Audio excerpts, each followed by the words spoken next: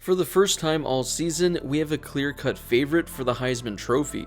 Although the race is far from over, we're going to need to see a lot happen for someone else to emerge as a contender. Here is my Heisman top 10 as we enter week 8 of the college football season. Before I get to my rankings, don't forget to hit that subscribe button and turn on those notifications if you're new to my channel. I'm posting college football videos all season, so make sure to subscribe so you never miss a video. Also, don't forget to drop a like on this video as well. It helps out with that YouTube algorithm and helps share the video with more college football fans. Plus, it only takes a second to do.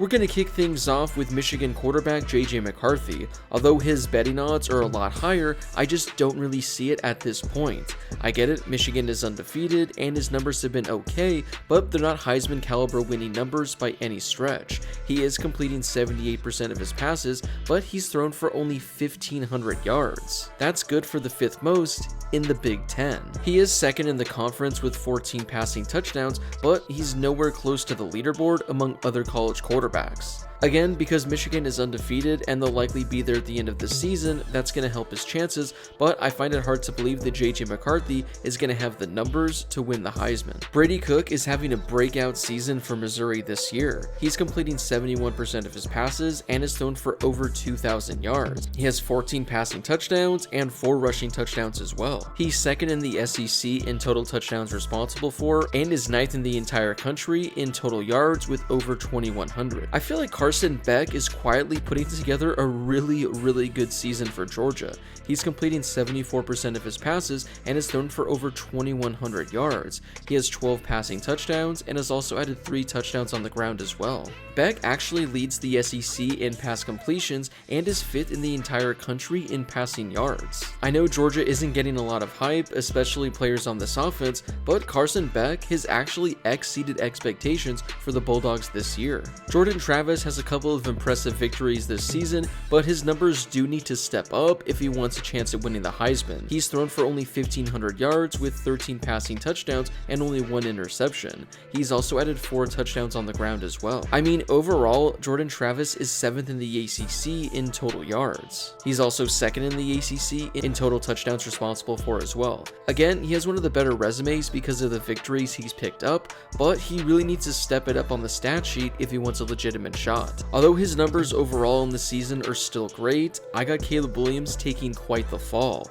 This past weekend against Notre Dame, he had by far the worst performance of his entire career, and based on USC's schedule through the first half of the season, this was his first opportunity to play a really good opponent, and this was very ugly. He completed 62% of his passes, throwing for fewer than 200 yards with only 1 passing touchdown and 3 interceptions. He also finished the game with -2 rushing yards. Like I mentioned, Caleb Williams still has some pretty solid numbers on the season, but this performance really has to put him down on this list. Luckily for the Trojans, they have a number of good games still on their schedule, so if Caleb Williams is able to light it up every game and USC can win every game the rest of the way, he could potentially find himself back in the Heisman talk. Before I get to the rest of my Heisman list, I'd like to share with you guys how you can win money and make the college football season even more exciting. I've partnered with Underdog Fantasy to bring you this amazing deal. If you download the Underdog app and use promo code Harris, they'll match your first deposit up to $100. Yep, they're giving you $100 of free money. I've had a lot of success recently, and you can do the exact same with Underdog Fantasy. So download the app and make sure to use promo code Harris for a 100% deposit match up to $100. You guys can also sign up using the link in my description as well. Bo Nix took a bit of a hit, but I think he's still in the Heisman running.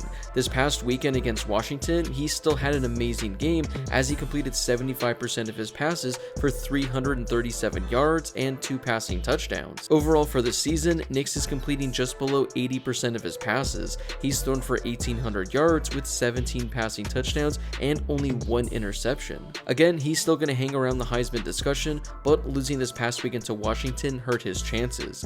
The good thing for Oregon is they have a number of games left on their schedule that can get Bo Nix right back into the Heisman discussion. The only reason Jaden Daniels isn't higher on this list is because LSU has 2 losses, but at the end of the season, that might not matter at all. Overall this year, he's completing 73% of his passes while throwing for 2,300 yards. He has 22 passing touchdowns and has thrown only 3 interceptions. In addition, he's added over 500 yards on the ground with 4 rushing scores as well. Jaden Daniels leads the country in total yards with over 2,800. He also leads the SEC with 26 total touchdowns responsible for and has the second most in the entire country. I mean, you could make the case that Jaden Daniels has been the best quarterback in all of college football this year, and I wouldn't argue with you. Like I said, the only reason he's not higher is because LSU has 2 losses as of right now, but if they're able to win out, he could finish as a finalist. Drake Maye continues to be one of the best quarterbacks in all of college football. For the season, he's completing a very nice 69% of his passes while throwing for 1,900 yards with 12 passing touchdowns. He's also added 4 touchdowns on the ground as well. This past weekend, in a top 25 win over Miami, Maye threw for just under 300 yards with 4 passing touchdowns. This is coming off a performance in which he had nearly 500 yards of offense and 4 total touchdowns. As long as North Carolina keeps winning games, Drake Maye is probably going to stay in the top 3. Moving all the way up to number 2 is Oklahoma quarterback Dillon Gabriel. The last time we saw him, he was lighting it up against Texas when he threw for 300 yards with a passing touchdown while adding over 100 yards on the ground with a rushing score as well.